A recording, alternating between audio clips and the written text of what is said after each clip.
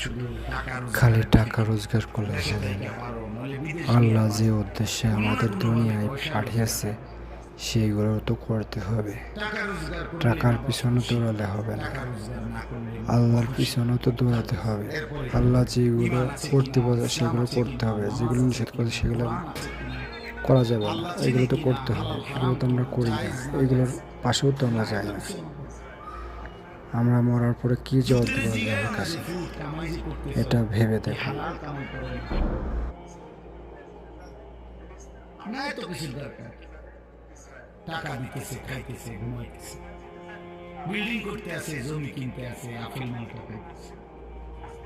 এক ছেলে আমার নিজে বলছে, আমি সবার ব্যাপারে বলি না, এক ছেলে আমার নিজে বলছে আমি একটা দেশের নাম বলছে, যেই দেশে আমার কর্মটা ছিল, চলে আসছে ওই দেশ থেকে।